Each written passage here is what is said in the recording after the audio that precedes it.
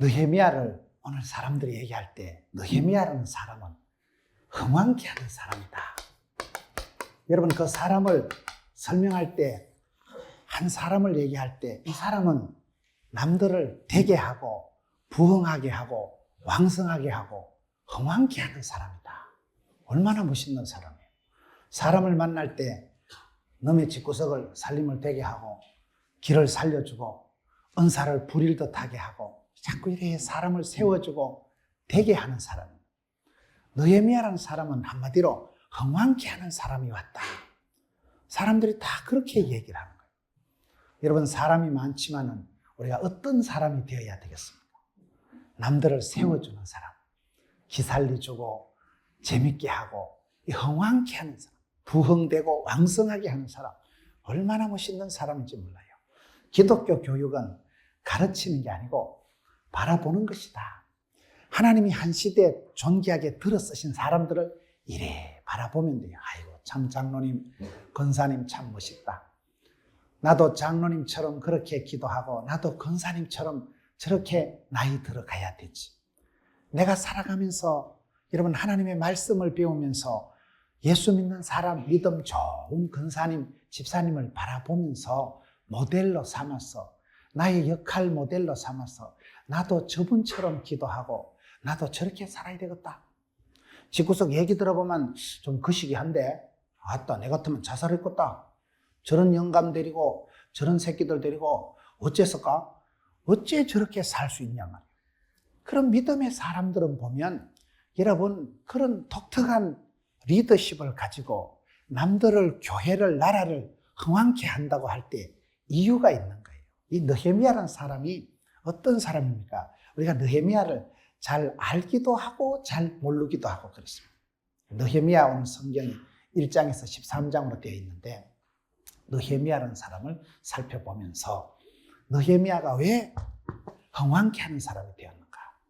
이런 게 단어 자체가 좋잖아요. 부흥되고 왕성하고 남들을 이래 되게 하고 살림 미천이 되고 교회 부흥의 불쏘시개가 되고, 그런 사람이 있어요. 어디 가도 여러분, 남을 흥왕케 하고 복의 근원이 되고 축복의 통로가 되고 은혜의 샘물 같은 사람이 됩니다. 느헤미야가 왜 흥왕케 하는 사람이 되었을까요? 느헤미야가 했던 일을 세 가지로 우리가 볼 수 있어요. 1장 11절에 보면 느헤미야는 술관원입니다. 술관원. 느헤미야가 술을 맡은 사람이에요. 1장 11절을 느헤미야서를 한번 보겠습니다.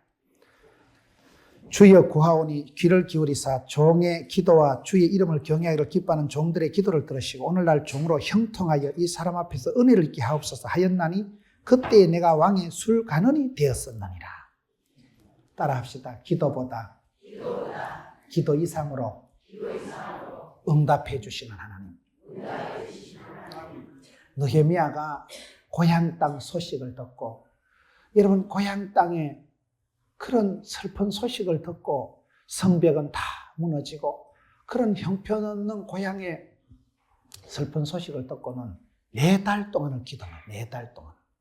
그런데 오늘날 종으로 형통하여 이 사람 앞에서 은혜를 입게 하옵소서 하였나니 그때에 내가 왕의 술관원이 되었었느니라.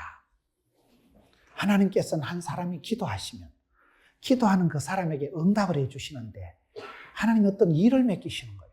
거기에 술을 맡았든지 떡을 맡았든지 무슨 일을 맡았든지, 느헤미야가 이 술 맡은 관원이란 이게 하나의 사명이고 미션이고 이게 중요하기 때문에, 술을 맡았다는 건 어떤 일인가 하면요, 이거는 아주 중요한 일이에요. 요즘 우리가 얘기하는 술을 얘기하는 게 아니고 임금님의 음식을 책임진다 이 말이에요. 옛날에는 임금을, 왕을 독살을 하고 암살을 많이 했어요. 임금 밥에다가 임금 술에다 독을 타가지고 임금을 죽여버린 시대예요. 그렇게 왕궁의 암투가 심해서 독살이, 암살이 많던 시대이기 때문에 임금이 자기 음식을 맡기는 사람은 가장 인격적으로 신뢰하는 사람, 술을 관리하는 사람은 아주 왕이 인격적으로 깊은 신뢰를 하는 사람을 맡깁니다. 이 사람이 먹어보고 죽으면 자기 대신 죽는 거예요. 이 사람이 거짓말로 자기가 안 먹어본 걸 임금한테 주면 임금은 바로 죽어버리는 거예요. 그렇기 때문에 옛날 시대에 술간언이라 하는 것은 우리가 얘기하는 그저 음식 찌끄레기나 관리하는 사람이 아니고 아주 신뢰되는, 궁중에서 말하면 아주 고위 간부입니다. 궁중에서 말하면 아주 높은 관직이에요.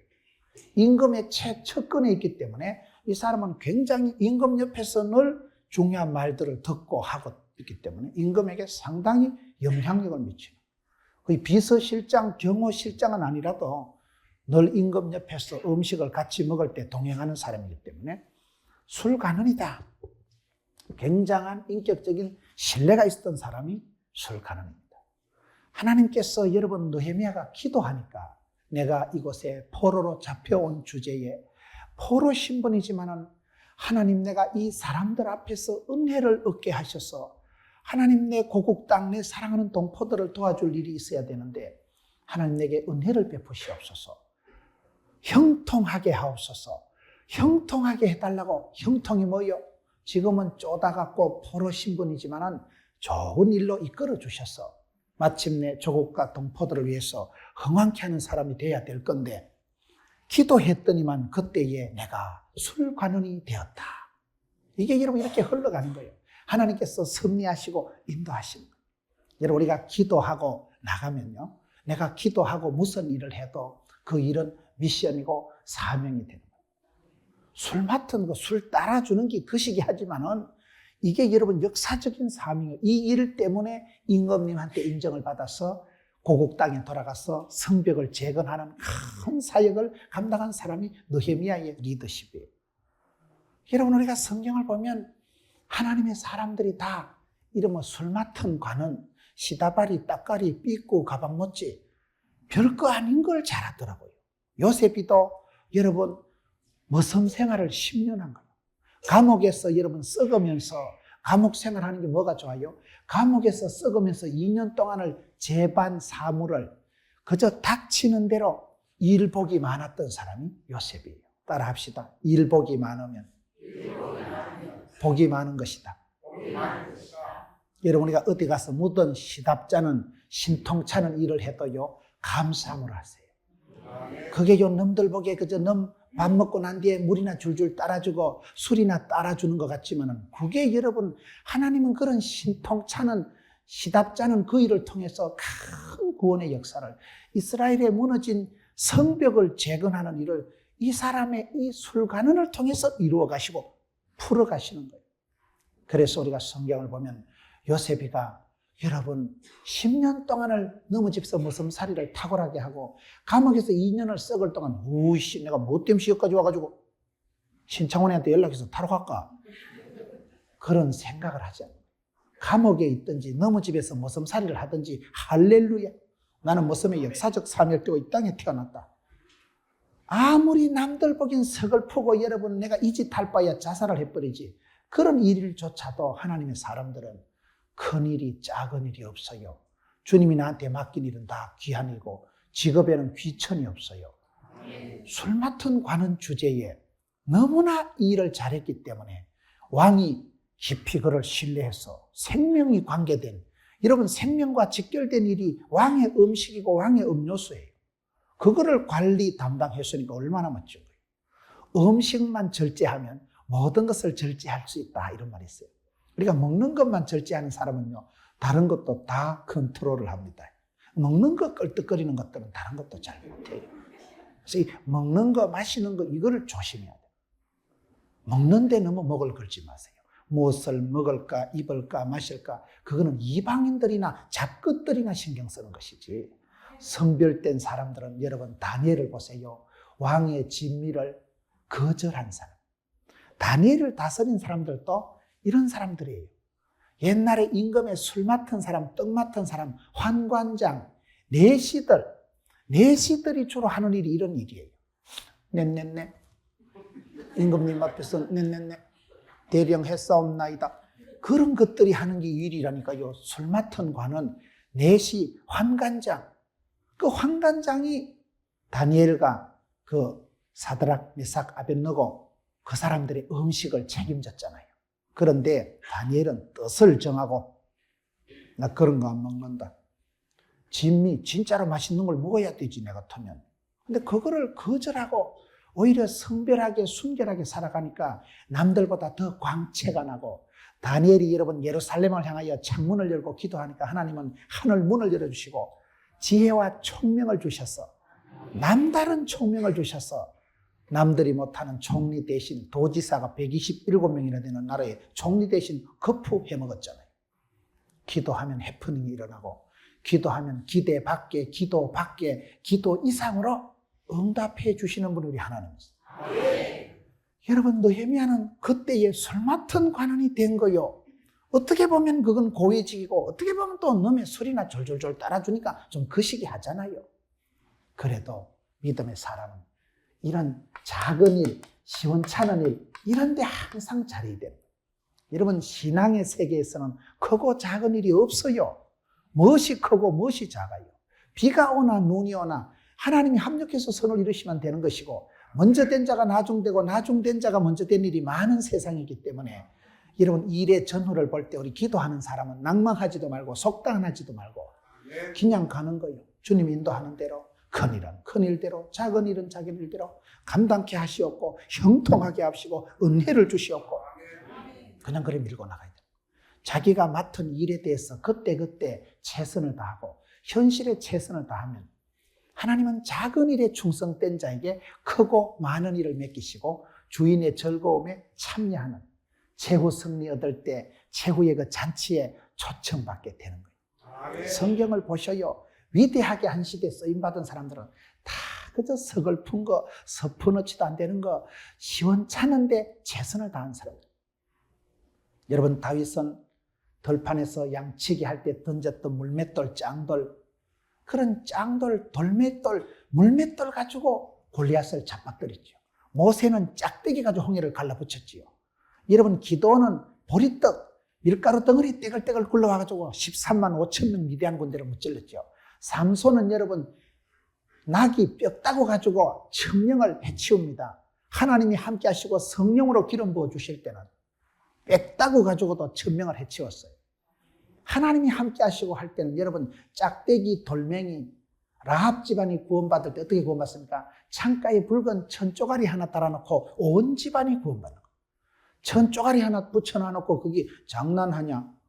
장난하는 것 같은데 그 천조가리 하나, 리본 하나 끌어놓고 붉은 천 하나 달아놓고 온 집안이 구원받잖아요. 성경을 자세히 보면 우리 하나님께서는 그런 떡조가리, 미러치, 대가리 5병 이어가지고 5천 명을 먹이시고, 그러니 우리가 살아가면서 예수 믿는 사람은 큰 일도 작은 일도 없어요. 그것이 술 맡은 일이든 떡 맡은 관원이든 남들 보긴 직업이 좀 거시기 하지만 하나님이 맡기신 일은 다 거룩한 일이에요.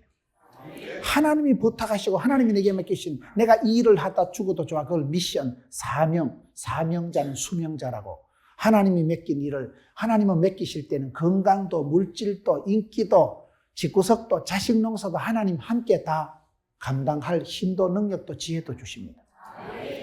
술 맡은 관원이다. 이게 여러분, 술이라는 게 별거 아닌 것 같지만 음식을 관리하는 사람은 모든 걸 관리한다니까요. 여러분, 엄마들이, 여전도 회원들이 요리 잘하는 걸 감사하게 생각하세요. 우리 교회 권사님 한 분은 아들이 4명이에요. 근데 그 권사님은 늘, 목사님, 저는 아들 4명 기른 게 늘 하나님 앞에 평생 감사해요. 딸은 못 낳았어요, 그분은요. 귀여운 딸은 낳아보지도 못하고 아들만 4명 길렀는데, 큰아들은 군대 갔다 와서 지금 청년이고 막내인 너뚱이는 이제 초등학교 3학년이에요. 그런데도 이 권사님은 아들 4명 길른 게 평생에 그렇게 하나님 앞에 감사하대요. 그저 아들 밥 해주고 아들 시다발이 해주고. 여러분, 음식만 관리해도, 음식만 절제해도 모든 것을 절제할 수 있는데, 요셉도 여러분 술 맡은 관원하고 친했잖아요. 술 맡은 관원을 꿈에 썩 해줘가지고 그 자식이 나가지고 그 시기 해가지고 요셉이 총리가 되는 자리에 일약 그러한 디딤돌 역할을 하는 거예요. 술 맡은 관원하고 친했던 사람, 친구를 사귀도 좀 좋은 친구를 사귀지, 그런 내시 같은 것들하고, 그런 것들하고 사귀었는데 요셉이 그랬지요. 다니엘은 환관장, 이런 술 맡은 관원들 대빵, 그런 사람들 밑에서 잘한 사람이, 포로 시절에 여러분 남한테 잡혀가서 인권도 주권도 없던 시절에 남들 앞에 인정받고 남들이 맡긴 일을 가지고 최선을 다해서 잘하니까 저 사람은 음식을 맡기든지 왕의 음료수를 맡기든지 임금님의 술을 맡았다는 것은 그 시대에 여러분 가장 인격적으로 신뢰받지 않고서는 그 일을 못 맡습니다. 누가 여러분 그 생명과 직결된 일을 아무나에게 맡기겠어요? 그 사람은 사기를 쳐도 안 되고 그 사람은 여러분 모함하는 사람들하고 역적들하고 놀아나면 큰일 나는 자리가 이 자리예요. 그래서 하나님의 사람들은 다니엘이고 다윗이고 다 그런 머슴살이 할 때, 들판에서 양치기 할 때, 포로되었을 때, 서글플 때 잘했다. 술 맡은 관원을 잘했다. 어째 얼마나 인격적인 신뢰를 받았는가. 여러분 우리가 디모데서에 보면 하나님 앞에 쓰임받는 사람 감독의 조건이 뭐예요? 뭐도 잘하고 조건이 많지만 그걸 한마디로 몽땅 합치면 따라합시다. 먼저 인간이 되거라. 먼저 네가 좋은 사람이 되면, 신뢰할 만한 인격적인 바탕이 되면 그 다음에 하나님은 그 사람을 들어 쓰십니다. 술 맡은 관원을 매개로 총매로 해서 이 느헤미야가 임금의 인정을 받고 임금님의 오다를 받고 고향 땅에 돌아와서 무너진 성벽을 재건하는 대역사를 감당하게 되는 쓰임받는 일꾼이 되는 거예요. 두 번째, 느헤미야는 뭐냐? 느헤미야는 건축가예요. 건축가. 느헤미야는 그야말로 무너진 성벽을 재건한 사람이 느헤미야예요. 느헤미야는 한마디로 건축을 한 사람. 여러분 건축이라는 게 뭡니까? 저희도 예배당을 지어보니까요. 이 건축이라는 것은 하나의 종합적인 거예요. 예배당을 건축한 목사님은요. 존경해야 된다. 그런 말이 있어요. 건축이라는 게 이게 굉장히 복잡한 일이에요. 저희도 건축을 해보니까 건축이 이게요. 첫째 땅을 사야 됩니다. 대한민국은 이제 땅이 중요하죠. 땅이요. 부동산 알아요? 땅이 중요한 거 땅이요. 땅이 있어야 예배당을 짓지요. 부지 확보, 땅을 매입하는 게 이게 기적이요. 땅이 있어야지 땅이. 여러분 주차장 부지를 뭐 엄청나게 샀다더라고요. 주차장이 있어야 주차를 하죠. 땅을 확보하는 게 어렵습니다. 땅을 여러분 우리 교회는 20년 만에 땅을 산 거예요. 20년 만에. 교회 역사 20년 만에. 땅이 여러분 쉽지 않습니다. 그 부지를 확보하는 데만 돈이 수십억이 들어가는데 땅을 사야 돼요. 땅 살 때는 참 이 좋은 땅만 사도 기적이 걷다 싶었는데 땅 사고 나니까 그건 아무것도 아니더만. 지어야 되잖아. 그 다음에는. 설계가 어려워. 설계가요. 설계를 잘해야 됩니다. 이 집을 짓는 건요. 설계에서 판가름이 나는 거예요. 설계를 요래 톡 튀나게 지면 톡 튀나는 거고 설계를 요 기둥을 박으면 기둥이 서는 거고 이 설계한 대로 도면대로 건물이 빠지는 거예요. 그래서 우리가 집을 지을 때도 잘 짓고 잘 짓세 우리 집 잘 짓세. 결혼 건축가라는 책이 있어요.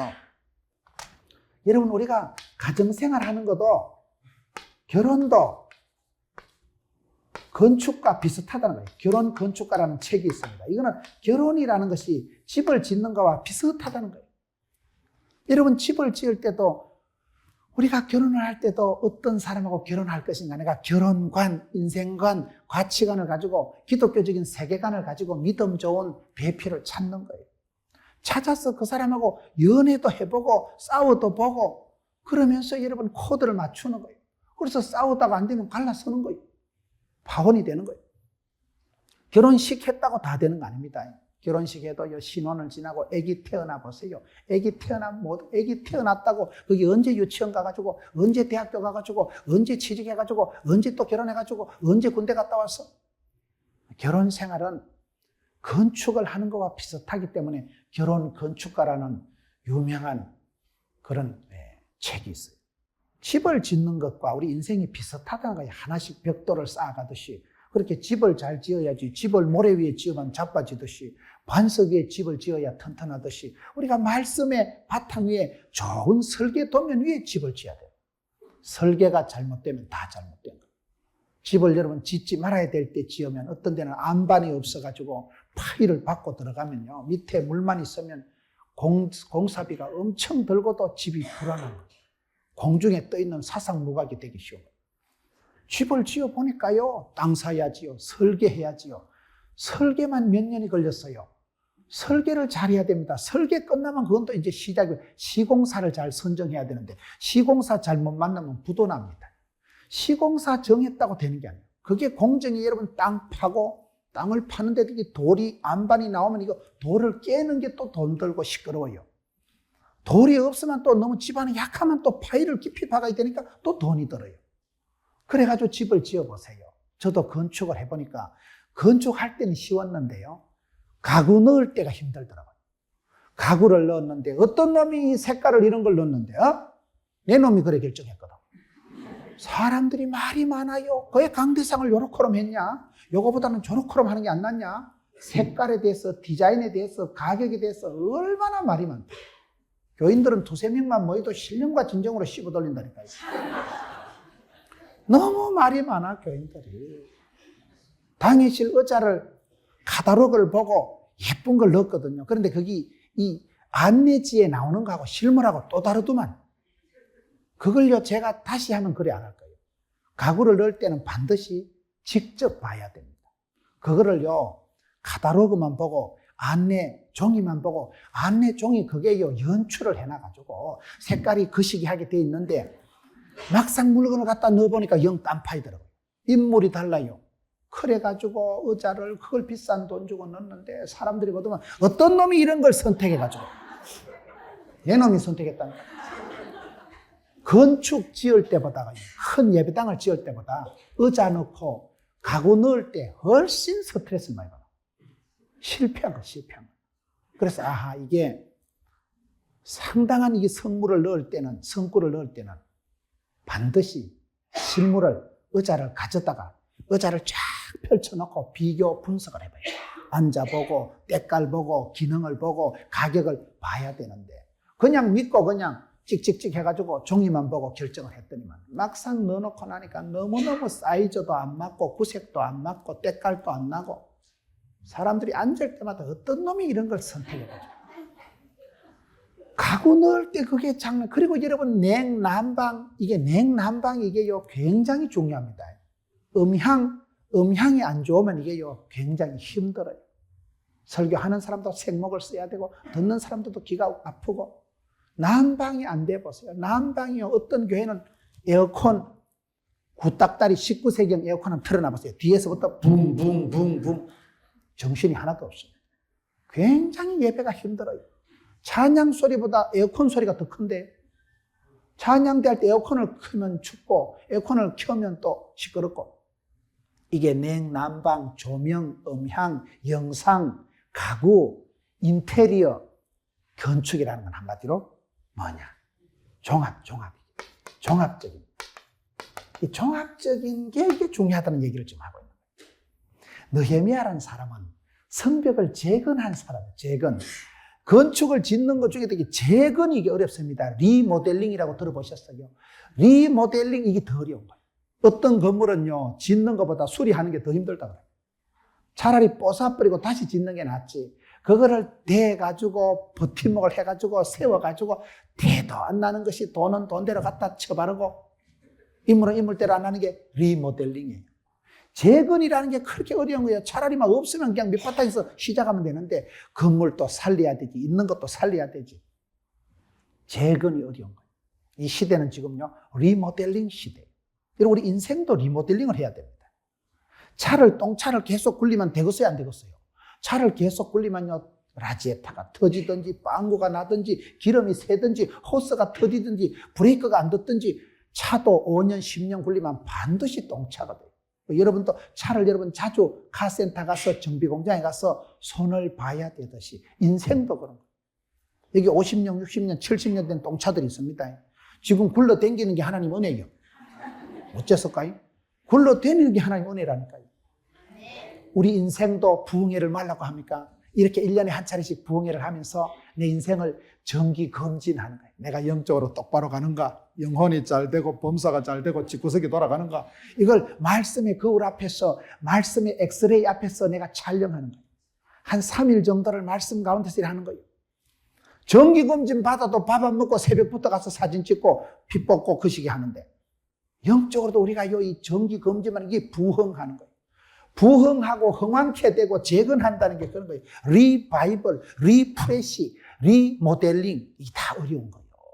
그거를 잘해야 됩니다. 리모델링을 잘해야 돼요. 건축을 가만두면 안 돼. 이게 여러분 형광등 저게 담화가 비싸요. 형광등 저게요. 북한에는 형광등을 불알이라 이러잖아요. 불의 알맹이다, 불알이다 이 말이에요. 순우리 말이에요. 불알. 좀 거시기 하지만은.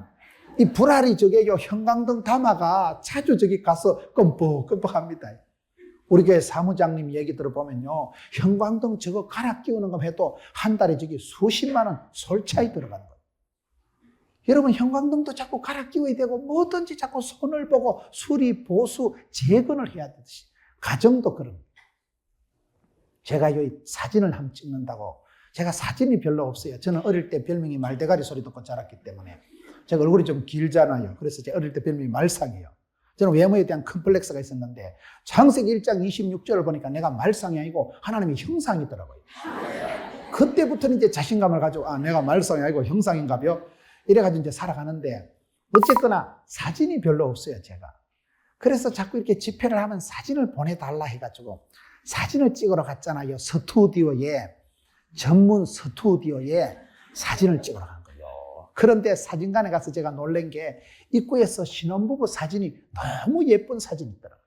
신혼부부가 얼굴이 뻘떡거리하고 아주 살도 적당하게 찌고 아주 신혼부부가 너무너무 복스러운 사진이 있어서 그 사진관 사장님한테 사장님 참 이 사진 멋있다니까 결혼 사진이 참 복스럽고 그렇게 부부가 닮고 편안한 사진이 있더라고요.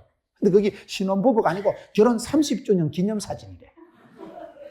여러분 그 집에 딸이 대학을 졸업하고 첫 번째 봉급을 받아가지고 첫째 봉급을 하나님께 예물을 드리고 하나님 앞에 감사하고 그리고는 어머니 아버지를 모시고 사진관에 와서 찍었다는 거예요.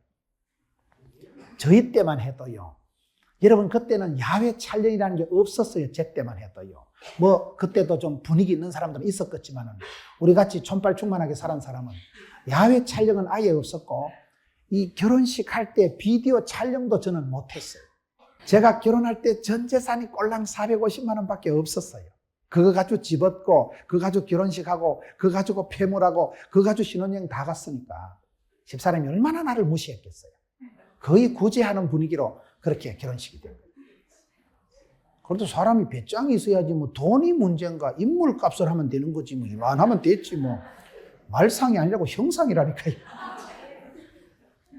여러분 그 사진관에 가서 촬영하면서 제가 깜짝 놀란 것이 가정도 인물도 리모델링을 해야 되는구나.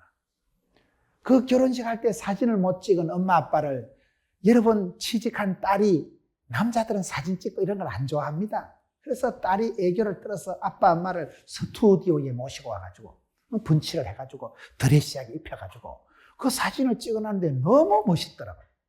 결혼해서 30년 찢고 뽑고 해놓으니까 산전수전 겪고는 얼굴도 담고 아주 복스러웠는데 제가 충격을 받았어요.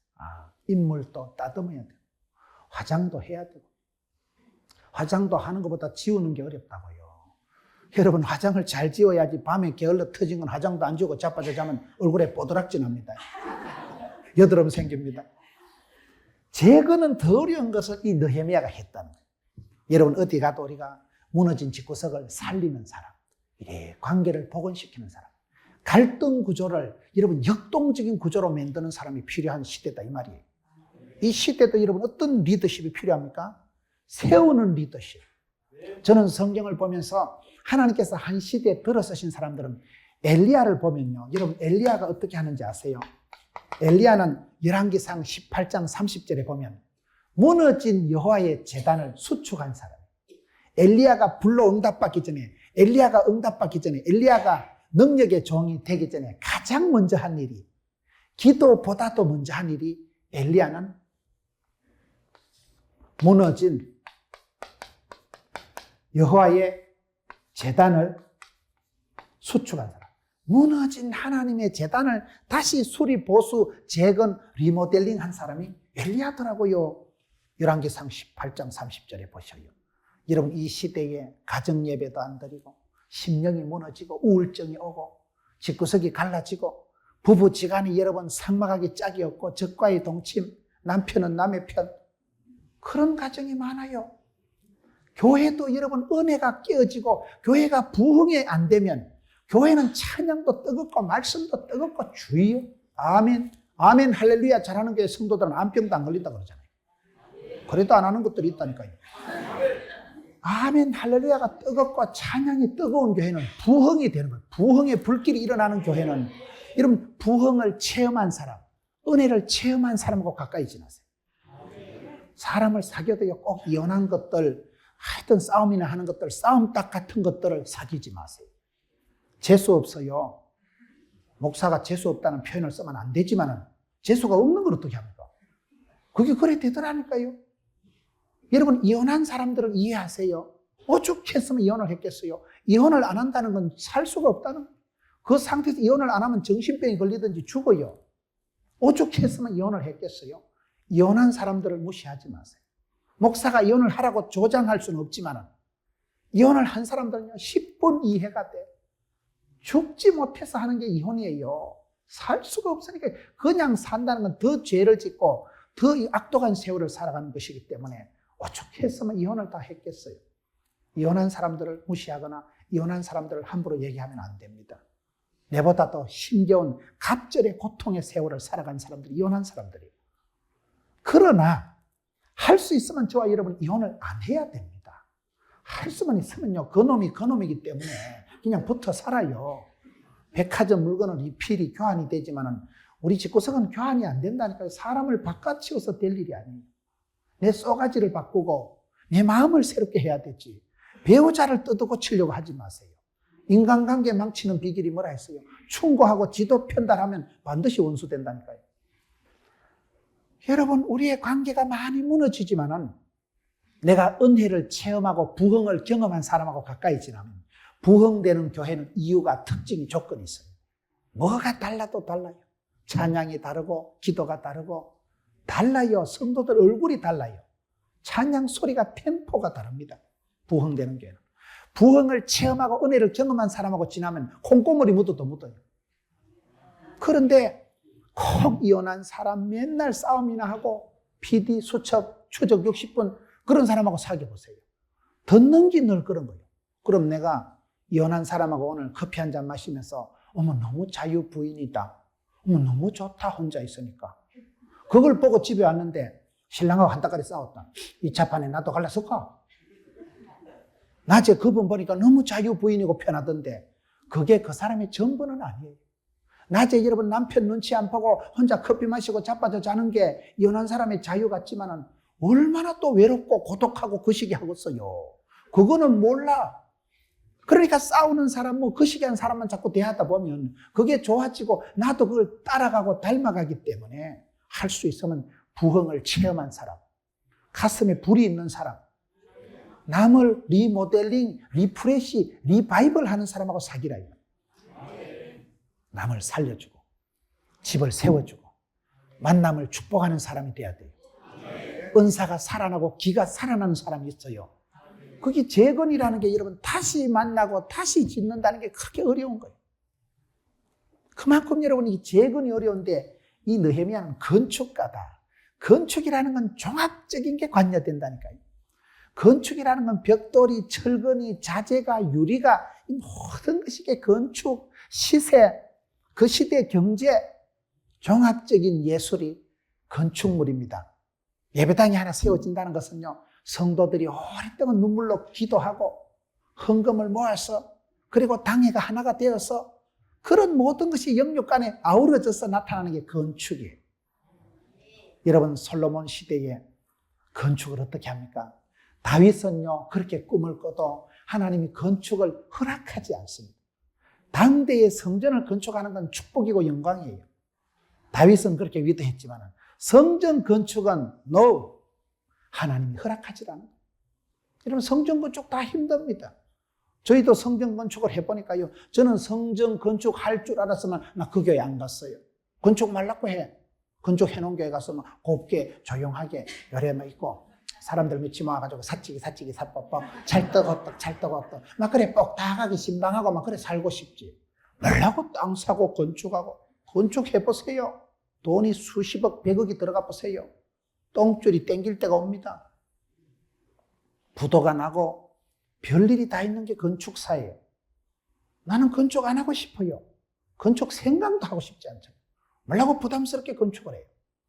그런데 교회가 부흥의 때가 오니까 미어 터지니까 자리가 할 수 없이 건축했잖아요. 근데 할 수 없이 건축을 하는데 성경을 보니까 건축이 할 수 없어 하는 건 아니구나. 다윗은 오매불만 건축을 하고 싶어도 하나님이 허락도 안 한 것이 건축이구나. 여러분, 느헤미야가 성벽을 재건했거든요. 솔로몬 성전을 지었거든요. 그게 무슨 말일까요? 성경 역사를 보면 하나님의 성전을 건축할 때가 최대 최상의 시절이더라고요. 솔로몬 때 부귀 영화를 극하게 누리고 막 금으로 칠갑을 하고 돈이 남아 도니까 솔로몬 성전을 짓더라고요. 형편이 돼야 여러분 짓지, 내놓을 게 있어야 짓지. 그래서 역으로 보면 건축을 할 때가 힘이 있을 때고 돈이 있을 때고 집구석이 될 때더라고요. 그게 그렇게 되는 거예요. 저희 아버지가 집을 새로 짓고 돌아가셨어요. 저는 그래 개인적으로 생각할 때 사람이 왜 죽는가? 저는 두 가지로 해석을 합니다. 저희 아버지가 시골에 오래된 집을 다시 이래 손을 보시고는 곧 돌아가신 거예요. 왜 그럴까요? 대사를 치르고 큰 건축을 한다는 것은 진액이 빠지고 여러분 험한 때만 고민을 하고 돈을 갖다 대면 똥줄이 땡기기 때문에 건축을 할 때는 이게 기진맥진 탈진하는 수가 온다고 해요. 대사를 치르고 나면요 사람이 너무 힘을 많이 써서 완전히 에너지가 고갈이 돼가지고 그래서 아버지께서 집을 새로 수리하고 돌아가신 게 아닌가. 너무 대사를 치르면서 그 시골의 집을 오래된 수백 년 내려온 집을 새로 정축을 하고 손을 깨끗하게 보시고 담장까지 싹 하시고는 곧 돌아가시더라고요. 그래서 큰일을 하면 사람이 큰일 하고 난 뒤에 조심해야 됩니다. 저는 의대생들, 간호대학생들 데리고 해외 의료 선교를 많이 다녔어요. 애들이 해외 단기 선교를 가면 힘듭니다. 해외 단기 선교를 가보세요. 가서 잠을 못 자고 막 한 달 보름씩을 새벽에 일어나서 그 지역에 유명한 선교사님 모셔서 선교 세미나를 하지요. 낮에는 여러분 의료봉사, 미용봉사, 봉사활동 하지요. 저녁에는 이런 홀에 막 3,000명씩 모아놓고 찬양 집회를 합니다. 그러니 새벽에 일어나서 세미나하고 은혜 받지요. 낮에는 노력봉사, 미용봉사, 의료봉사 하지요. 저녁에는 여러분 막 찬양 집회한다고 전부 일어나서 굴리고 뛰고. 그러니 단기 선교 보름 갔다 귀국할 때는 완전히 파김치가 돼가지고 예민한 여학생들은요 화장실도 한번 못 가요. 그냥 변비 다 걸려가지고 너네 집에 가서 외국 가서 물 바꾼 데서 있어봐요. 잠이 안 와요. 한 방에 막 10명씩 자는데 예민해서 화장실도 못 가. 그러니 몸이 막 기진맥진 돼서 귀국하는데 그렇게 귀국해서 절대로 집에 가서 자빠져 자면 안 돼요. 집에 가서요 일을 해야 돼. 일을. 여러분 내가 큰 일을 하고 갑자기 쉬면 병이 옵니다. 연착륙을 해야 돼요. 뭐든지 일을 하는 사람은요 일을 함으로 근육을 풀어야 됩니다. 운동하다 다리가 뭉치면요 운동을 해서 풀으라는 말이 있어요. 피곤하다고 힘들다고 자빠져 자면 바로 병이 와서 들러붙어 버려요. 아버지가 왜 돌아가셨을까? 집안을 그 시골에 오랫동안 내려온 그 집을 수리하시고 재건하시고 돌아가신 것은 그만큼 기진맥진해서 그런 게 아닌가. 두 번째는 제가 해석할 때는 그런 큰 일을 하고 나면 사람이요 마음이 탁 풀어지는 거예요. 쉽게 말하면 긴장을 풀어버리는 거예요. 나는 이제 다 했다. 그럼 뭐요? 다 살았다. 그럼 죽는 거예요. 아버지가 그런 마음에 긴장을 푸는 게 아닐까. 그냥 제가 그렇게 해석을 해보는 거예요. 여러분 큰 일이 이 일이 사명이 나는 다 했다. 그럼 그 사람 죽습니다. 이 일 나는 끝났다. 마음을 탁 풀고 긴장을 풀으면 그때 병이 와서 나를 탁 잡아먹는 거예요. 그렇기 때문에 우리는 항상 신경을 쓰고 주여 미션 임파서블이 아니고 할 수 있다 하면 된다 해보자. 아싸 주여 복을 주시고 일복을 주시고 맡겨만 주시옵소서. 일을 맡겨주시고 전도 사명을 감당하고 교회 봉사를요 잘 하려고 애를 쓰세요. 성가대 앉으라면 앉고 이래야지. 내 성가대 다시 앉았다. 내가 개자식이다. 그러면요 성가대 안 앉을 일이 생겨요. 여러분 너무 교회 일이 많아서 피곤해서 힘들어서 하나님 내 좀 쉬고 싶다. 그런 기도하지 마세요. 그러면 링게로 꼽아가지고 중환자실에 자빠져서 쉬어볼래요? 이런 쉬는 게 아니에요. 쓰임 받을 동안엔 사람이 아프지도 죽지도 않아요. 하나님 앞에 계속 쓰임 받으면 되는 거예요. 쓰임 받을 때는 그때는 사명자는 수명자라고 하나님이 가정도 자식도 집구석도 다 지켜주십니다. 일하는 자는 구르는 돌은 이끼도 끼지 않아요.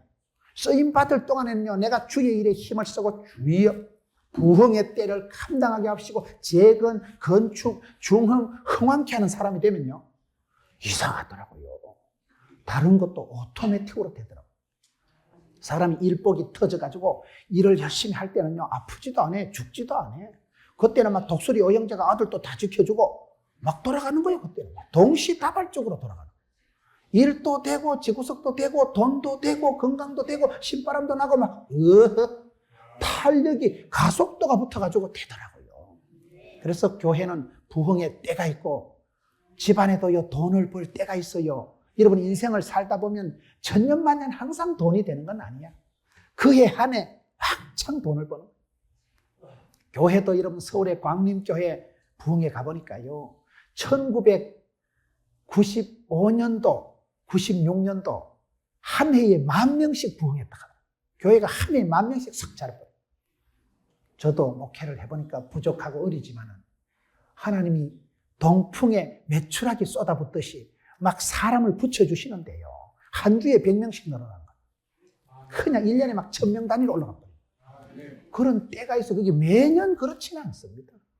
부흥의 때가 있고 은혜의 때가 있고 구원의 날이 있는 거예요.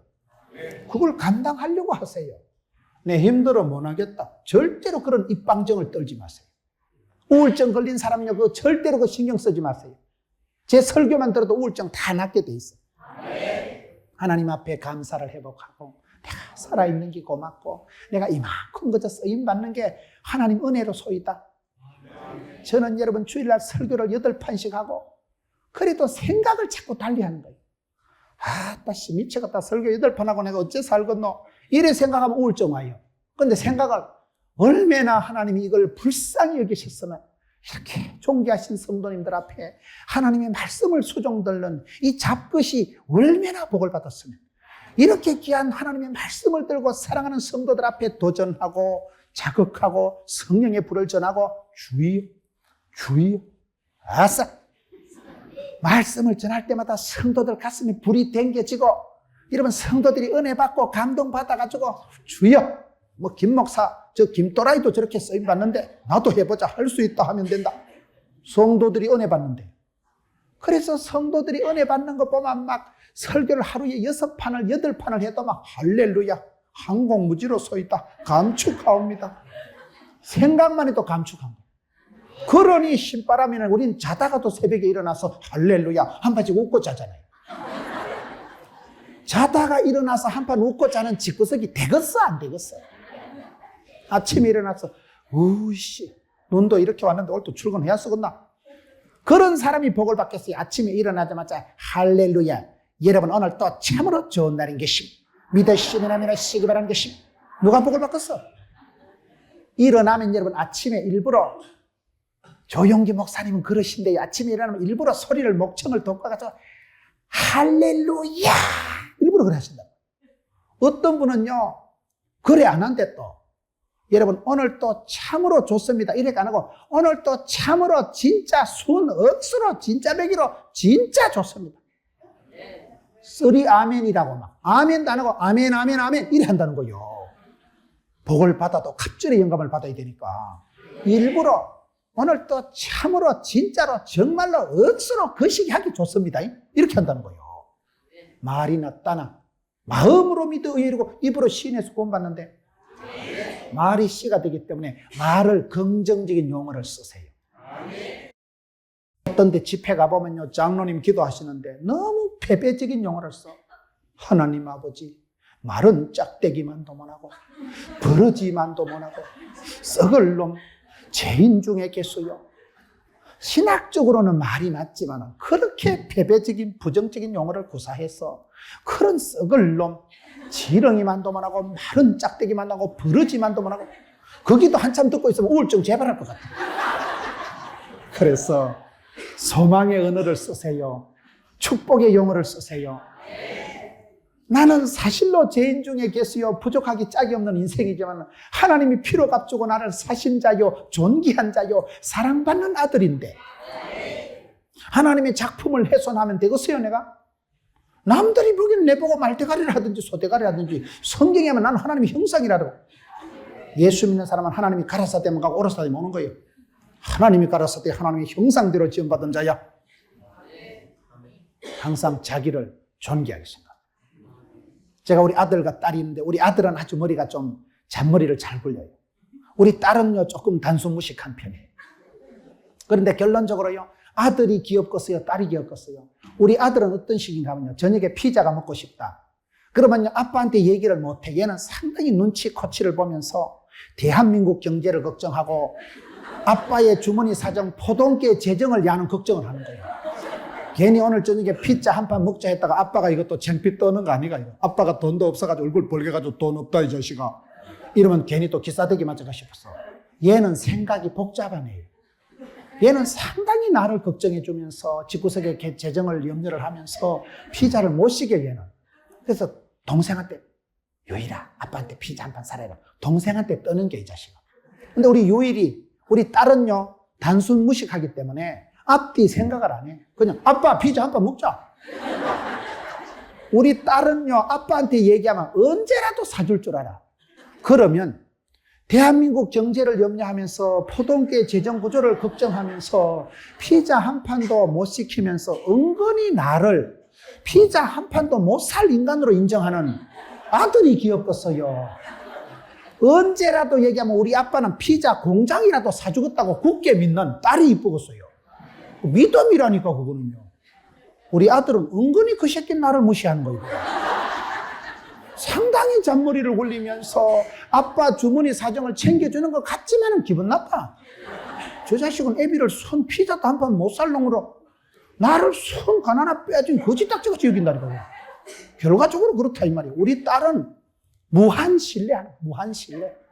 아빠는 세상에서 제일 유명한 사람이고 아빠한테 얘기하면 피자, 아이스크림 막 언제라도 사들르는 사람. 누가 이쁘겠어요? 내가 돈이 없어도 우리 딸내미는 사줍니다. 내가 사주리라 사주리라. 무한 책임을 느끼는 거예요. 우리 귀여운 아들을 위해서 내가 무엇이든지 하리라. 그게 아빠의 마음이지. 우리가 하나님을 향해서도 그렇다니까요. 하나님은 얼마든지 주시려고 하고 생육하고 번성하고 충만하고 정박하고 다스리라. 여러분 예수를 믿으면 영혼이 잘되고 범사가 잘되고 강건한 게 단거인데 왜 하나님을 제한하고 왜 하나님을 아무것도 못할 그런 하나님으로 만들고 하나님을 은근히 제한한다니까요. 그게 불신이지요. 하나님의 작품을 인정하세요. 하나님이 만드신 것을 인정하세요. 여러분 건축 얘기를 하다 말이 많이 샜는데 한 시대에 하나님이 쓰신 사람들은 건축가들이 무너진 심령재단을 구축하라 이 말을 하거든요. 오늘 가족들이 다 가슴이 무너져 있는 거예요. 학생들도 피곤하고 어른들은 어른들대로 힘들고 노인들은 노인들대로 잠이 안 오는 거예요. 여러분 교회는요 목사님도 힘들고 장로님도 힘들고 다 힘들어요. 세신자는 세신자대로 힘들어요. 강아지도 피곤한 시대다 하잖아요. 강아지도 피곤하대 요즘. 그러니 이 시대에 사람들의 가슴이 무너진 시대, 모두의 가슴속에 우울증이 있는 시대, 심령재단이 회파된 시대이기 때문에 여러분 이 시대에 우리가 왜 부흥회를 해야 됩니까? 리바이벌, 우리의 가슴을 다시 일으켜주시고 세워주시고 뜨겁게 하여 주시고 가슴에 식어 빠진 심장에 성령의 불이 떨어져야 됩니다. 불을 받아야 되는 거예요. 불이 에너지입니다. 기독교 역사는 불의 역사입니다. 엘리야는 열심히 특심하오니 열심히 특심이 뭐요? 열이 특별히 심한 걸 열심히 특심하오니. 엘리야는 무너진 제단을 수축한 사람이에요. 여기 무너진 제단을 수축했다는 것은 기도 이전에 불을 받기 전에 가장 먼저 한 일이 열왕기상 18장 30절에 무너진 여호와의 단을 수축했다. 여러분 무너진 엄마의 가슴을 일으키세요. 무너진 아빠의 권위를 특별히 여러분이 심령재단이 살아야 돼요. 심령재단. 부흥회를 말라고 합니까? 주여 주여 기도하고 말씀을 들을 때 우리의 식어 빠진 가슴에 성령의 불이 떨어지고 성령 하나님께서 기름 부어주셔서 은사가 불이 심령이 무너진 시대예요. 심령이 해파되고 심령의 병이 들고 심령의 우울증이 온 시대가 이 시대예요. 우울증은 이길 수 있습니다. 우울증은 여러분 은혜 받고 나면, 사랑을 체험하고 나면, 나도 쪼다가 아니고 하나님의 사랑받고 은총받고 귀염둥이 예쁜둥이, 나는 하나님 앞에 존귀한 자구나. 그 사랑을 확인하고 잔정이, 하나님의 작은 사랑이 쌓이면요, 자신감이 생겨. 나는 쪼다가 아니구나. 자살 안 해도 되겠다. 그러면서 자신감 회복되면 우울증은 사라지는 거예요. 우울증을 이기려고 하지 마세요. 하나님 앞에서 무너진 심령 재단을 구축하고 가정 예배를 좀 드리세요. 가정 예배를. 가정 예배만 드려도 부부 싸움이 상당히 예방됩니다. 우리는요, 저녁마다 싸우기 때문에요, 창피해서 가정 예배 못 드려요. 그러니까 가정 예배를 드리라니까요. 민망해도 손을 잡고 기도를 한판 하고 나면 그 다음에는요, 기도한 거 가정 예배 드린 게 생각나서 싸움이 안 돼요. 그걸 그렇게 거꾸로 살아가야 되는 거예요. 싸워서 창피해서 예배 못 드린다 하지 말고, 민망해도 창피해도 담대하게 부끄러움을 무릅쓰고 예배부터 드리고 나면 그 다음엔 싸울 일이 없어지는 거예요. 무너진 심령재단을 일으키고, 무너진 집구석 가정을 일으키고, 교회가 여러분 무너진 곳이 있어요. 이 시대에 아킬레스건이 있어요. 그 부분이 취약하고 그 부분에 사탄 마귀가 들어와서 포도원을 허는 여우가 있어요. 무너진 재단을 수축한, 여러분, 느헤미야는 건축가라는 거예요. 건축가는 종합적인 것이 건축가예요. 그래서 이 시대에 우리가 종합적인 안목이 있어요. 저는 제가 좋아하는 말이 있는데요. 따라합시다. 구설이 서말이라도 깨어야 보배지. 저는 그 말을 참 좋아해요. 우리가 살다 보면요, 하나님 우리에게 복을 안 주시는 게 아니에요. 구설이 많아요. 재주가 많아요. 은사가 축복을 많이 주시는데 문제는 깨지를 못해요. 구설 서말을 땅바닥에 깔아놓으면 어째 되게요? 미끄러져 자빠지지. 진주를 바닥에 서말을 깔아놔보세요. 발른 쪽쪽 히득히득 자빠지겠지. 그거를 깨어서 한 줄로 따르르르 깨가지고 목에 걸 때 그게 진주 목걸이가 되는 거예요. 하나님 우리에게 복을 안 주시는 게 아니고, 문제는 이 시대의 축복을 종합을 못해. 종합, 통합적인 리더십이 필요해요. 양극화된 사회를 싸매고, 이 시대는 대통령이나 국회의원이 앞으로 지방자치단체장을 뽑을 때도 그런 사람을 뽑으세요. 싸움닭 같은 사람을 뽑지 말고, 가난한 사람, 부자된 사람, 진보적인 사람, 보수적인 사람, 여러분, 양극화되고 양극단적으로 치닫는 이 사회를 하나로 싸잡아서 늘 묶어주고 세워주고 통합, 조정, 구설 서말을 깨워주는 사람 얼마나 필요하다고. 우리 은혜 받으면요, 하나님 주신 축복의 건더기들이 모아지더라고요. 저는 신앙생활에서 감사한 게 그거예요. 이 책도 보고, 테프도 이 테프도 보고, 그냥 해를 쓰는 거예요. 막 잡독을 하는 거예요. 닥치는 대로 기도하고, 막 닥치는 대로 주여, 이것도 감당, 저것도 감당. 그래 나가다 보면요, 어느 날 때가 이러니까 그때 읽어놓은 게 생각이 나고, 그때 그 만났던 게 생각이 나고, 하나님께서 그 흩어진 구설 서말을 한 줄로 뜨르르르 깨어가지고 진주 목걸이를 만들어 주시는 거예요. 구설 서말을 깨어서 엮어서 종합, 통합, 리모델링 하는 데 쓰임받는 사람이 됐어요. 김 집사님 우리 구역에 와가지고 우리 구역 살았다 아이가. 여러분, 어떤 구역에 가면요, 한 사람이 오면요, 구역 분위기가 막 살아나요. 김 집사님은 감자도 삶아오고 옥수수도 구워오고 땅콩, 오징어, 수루메, 이까, 거기 그거지만 뭐든지 하나요, 껌이라도 하나씩 나누어 주면서 그분이 구역 예배 참석하면 막 분위기가 돋아나고, 아이고 김 집사 왔다, 고맙다, 축복해주고, 늘 어려울 때 와서 손잡아주고 기도해주고, 구역을 살리는 사람이 있다. 어떤 사람은 오면요, 막 싸움이 붙어가지고 막 삼자 대지를 하고, 연말쯤 되면요, 그 집사가 어느 구역 갈까 싶어서 여러 구역에서 조심은, 목사님 그 사람 안 됩니다, 김 집사 우리 구역에 그러면 교회 옮깁니다, 그런 사람이 생긴다니까요. 어떤 집사가 우리 구역에 올까, 그 사람 오기만 하면 싸움 따기거든. 오만 사람하고 시비 걸어서 교회에서 그 사람하고 안 싸운 사람이 없어. 그렇게 살지 마세요. 어제 말했던 형제 우애가 최고의 사랑이라니까요. 모든 사람은 내 형제요, 지체요.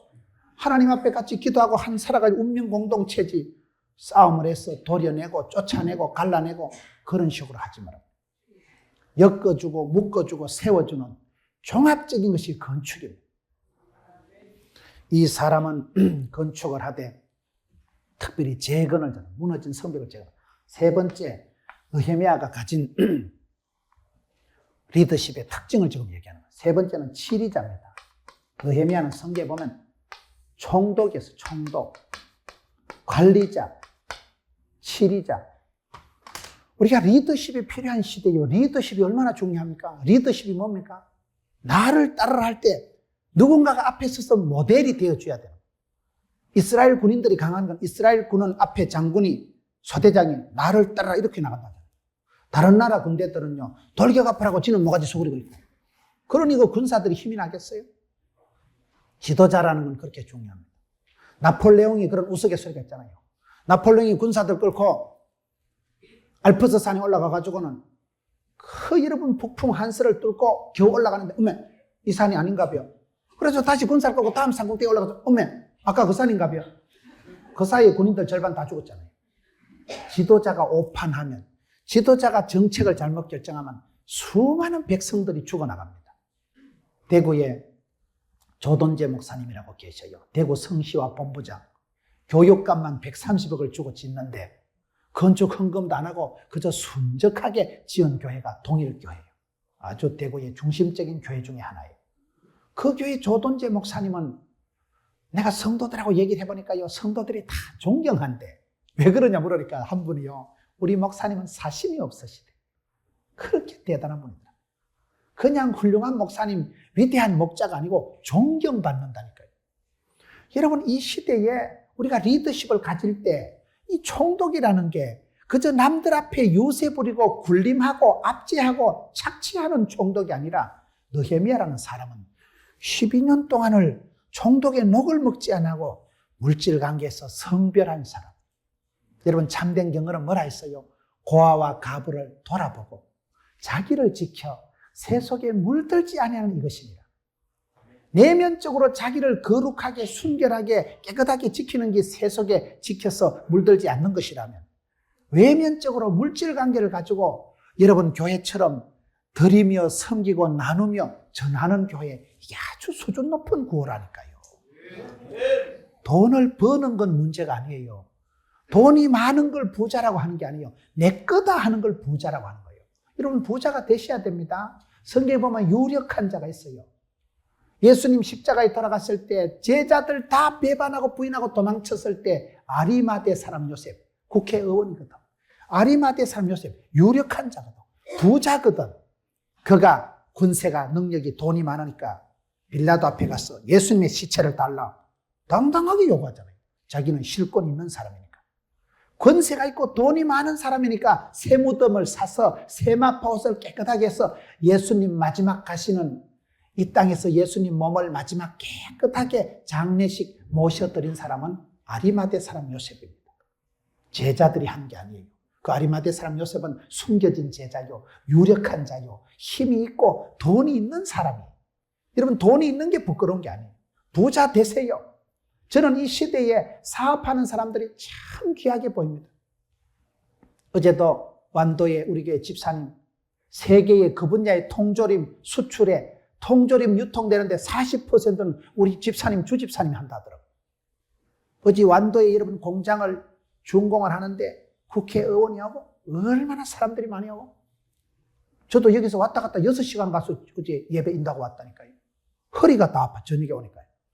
그런데 그 집사님을 바라보니까 얼마나, 아프리카에 공장이 있는데요, 비행기만 21시간을 타고 가야 돼. 다음 주에 또 아프리카 출장 간다. 우리는요, 고공공포가 있기 때문에요, 비행기 21시간 타러 가면 못 갑니다. 그 일을 주야장청 이웃집 가듯이 그렇게 장거리 비행을 출장을 다니고 세계를 무대로 피땀 흘려서 돈을 벌었어. 거기 아프리카 공장의 종업원이 300명이에요. 여러분, 종업원이 300명이면 옛날에 우리가 누님이 인천에 가발 공장 가가지고 돈 벌어 붙여가지고 5 식구 다 먹고 살고 그런 시대가 있었어요. 인천에 가발 공장에 가듯이 그 아프리카 공장에 300명 종업원이 있으면요, 막 주변에 이리저리 3,000명은 먹고 삽니다. 사업을 한다는 건 여러분, 사업하는 사람들은 사업이 아니고 역사적 사명을 띠고 기도하고 능력 바꿔서 주의 일을 하고 사업 잘하는 분이 애국이에요. 경제를 살리고 사업 잘하는 사람 때문에 종업원이 100명이면 거기에 딸린 식솔들이 400명, 500명이 먹고 사는데 여러분 남편이 직장이 구조조정돼 보세요. 얼마나 답답해요. 일거리가 없어 보세요. 얼마나 답답해요. 나이가 아직도 40대인데 퇴직이 돼가지고 할 일이 없이 집에 있어 보세요. 어떻게? 그렇기 때문에 사업하는 분들은 훌륭한 분들이에요. 장사 잘하고 사업 잘하는 분을 축복하세요. 시기하지 마세요.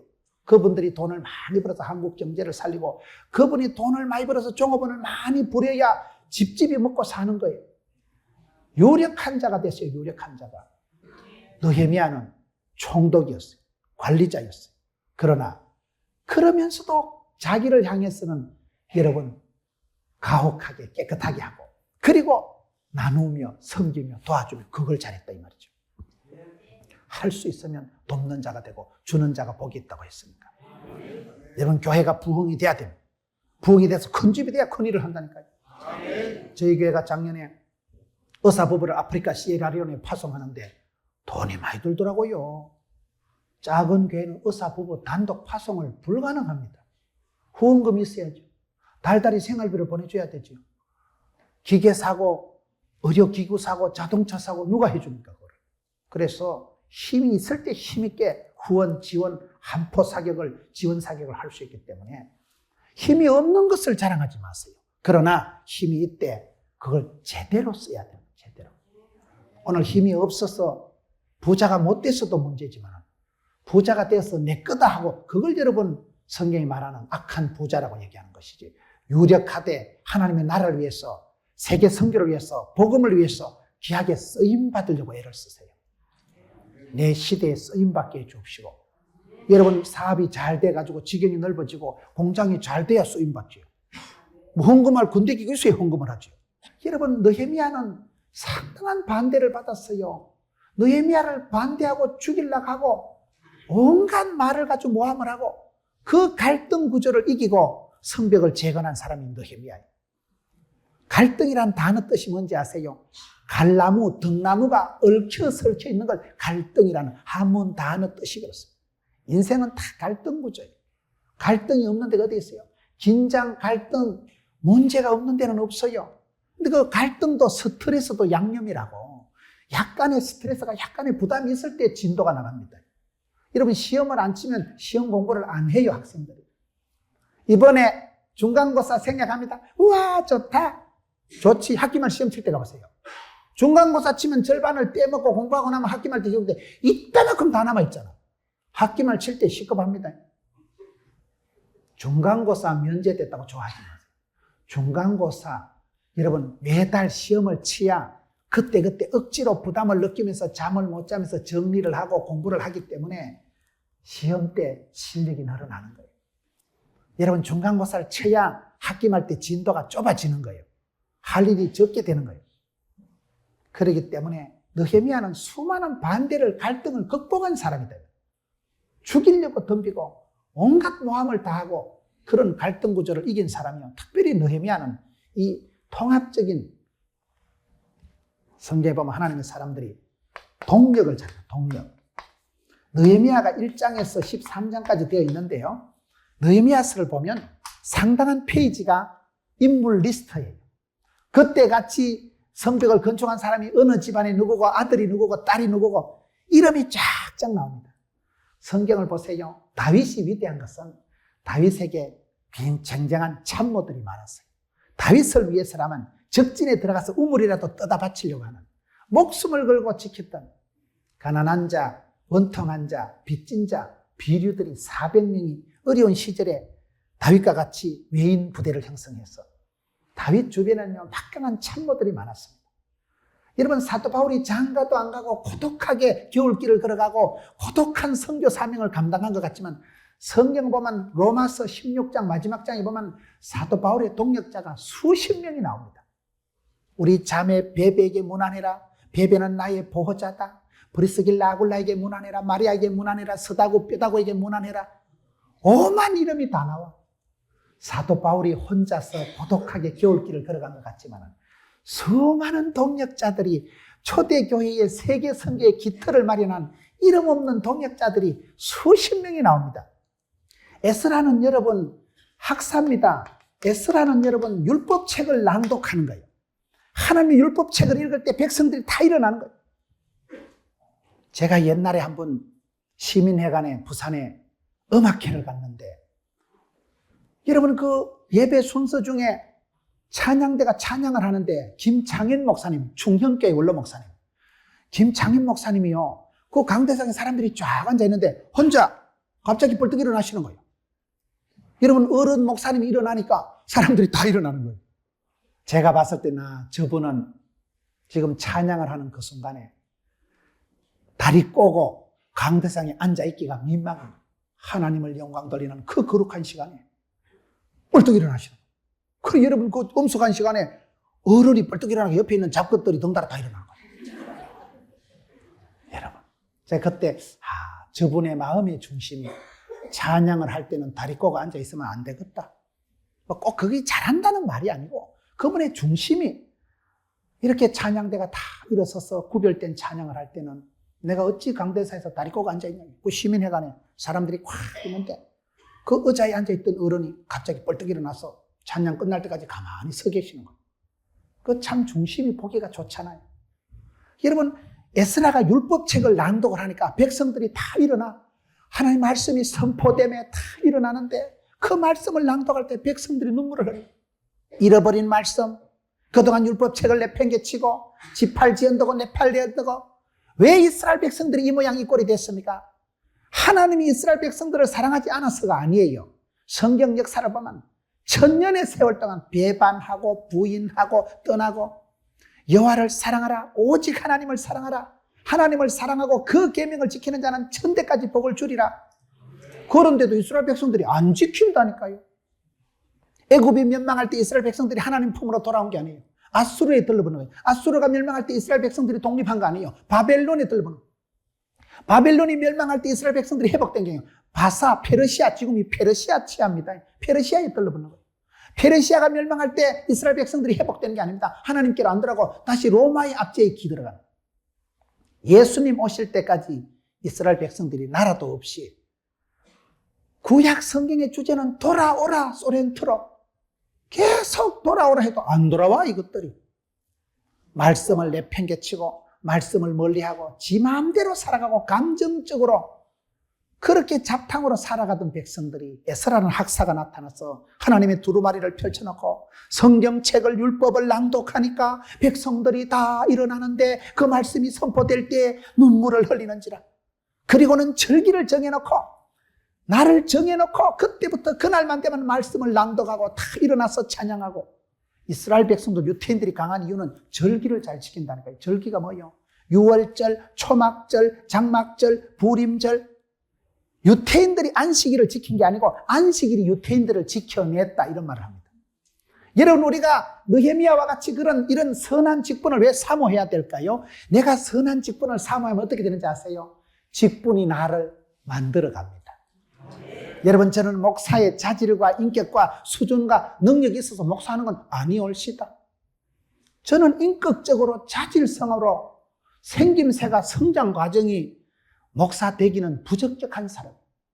사투리가 심하고 설교할 때 욕도 한 번씩 하고 좀 거시기한 인간이에요. 방송 부적격 용어를 많이 써요. 저는 목회자로서 부적격한 사람이에요. 저는 막 혼자 살았으면 좋겠어. 혼자. 인간도 싫고 난 세상이 싫어요. 목회를 해도 한 30명쯤 모여가지고 맨날 사치기 사빠빠 찰떡어떡 묵찌빠 막 그런 거나 하고 막 라면이나 삶아 먹고 막 그래 좀 자빠져 짜고 뻑딱하게 신방하고 막 이래 살았으면 좋겠어. 그런데 그 꿈은 안 이루어질 것 같아. 내 소시민적인 생각이 그저 일도 싫고 사람도 부담되는 그런 약간 우울증이 있는 약간 사회 부적응적인 내성적이고 아주 소심에 빠진 김문훈이의 소박한 꿈이에요. 그 꿈은 하나님이 안 이루어 주시더라고요. 여러분 자질이 있어서 해먹는 게 아닙니다.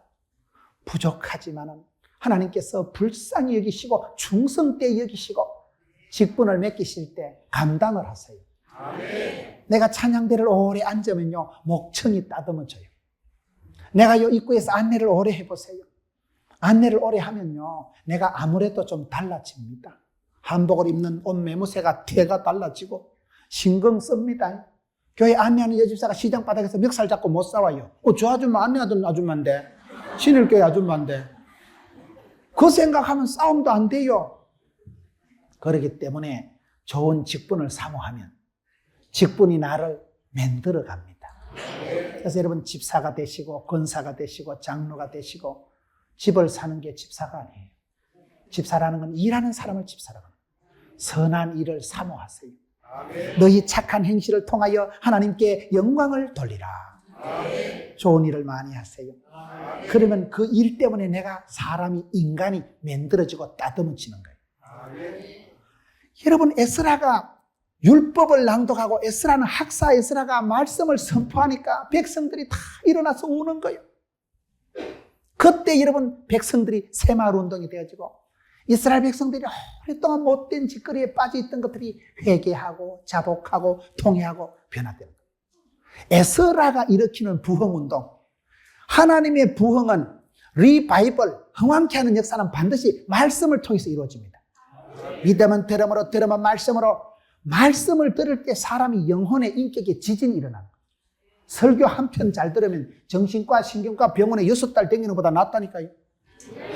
말씀 한 구절이 가슴에 부닥치고 그 말씀을 생각할 때마다 가슴이 막 주의, 가슴이 설렐 때 그걸 비전이라고 하는 거예요. 내가 이 말씀을 이루리라, 내가 이 말씀 붙들고 살아가리라, 말씀 한 구절을 붙들고 평생의 추억이 되고 기도 제목이 될 때 주여, 그걸 비전, 사명이라고 합니다. 사명자는 수명자라니까요. 하나님은 꿈을 주시고 사명을 주시고 그 꿈 이루기까지 끝장 봅니다. 하나님이 주신 소원은 하나님이 성취하시는 분이기 때문에, 그래서 제가 말씀을 들을 때, 말씀을 선포할 때, 율법을 낭독할 때 백성들이 다 일어나서 눈물을 흘리고 성회를 선포하고 절기를 지키고, 그때 이스라엘 백성들이 유대인이 되는 거예요. 그때 유대인들이 천재 교육이 이루어지는 거예요. 들으라 이스라엘아, 하나님은 하나이시니 마음을 다하고 뜻을 다하고 정성을 다하여 주 능히 하나님을 사랑하라. 야훼 하나님, 스스로 계신 하나님, 홀로 하나이신 하나님, 그분의 자녀됨, 나는 택한 백성이다, 이스라엘 백성이다, 선민의식이 갖추어지고 영적인 자긍심이 생기고, 그때 이스라엘 백성들이 세계 5대양 6대조 흩어져도 독특한 유태인의 자리를 걸어가듯이 그런 사람이 되는 것입니다. 말씀이 선포될 때, 주의 말씀을 정정할 때에, 그때 심령의 눈물을 흘리고 회개할 때, 악하고 더러운 걸 뜯어고칠 때 그때 부흥이 일어나는 거예요. 심령재단이 흥왕케 되고 재건이 되고 일어나는 거예요. 여러분, 느헤미야는 에스라와 스룹바벨과 제일 처음에 스룹바벨이라는 총독이 나타나서 이스라엘 백성들을 인도해서 여러분 성전을 짓잖아요. 그 다음 세대를 이어서 이 에스라, 느헤미야, 이런 그 시대의 포로 이후에 이스라엘 백성들이 극도로 침체되고 IMF 후기를 맞이해서 죽을 지경인 백성들을 끄집고 나와가지고 성벽을 재건하고 백성들의 무너진 간담을 세우고 훼손된 간 기능을 회복하고 리바이벌, 리프레시, 리회복이 됐다는 거예요.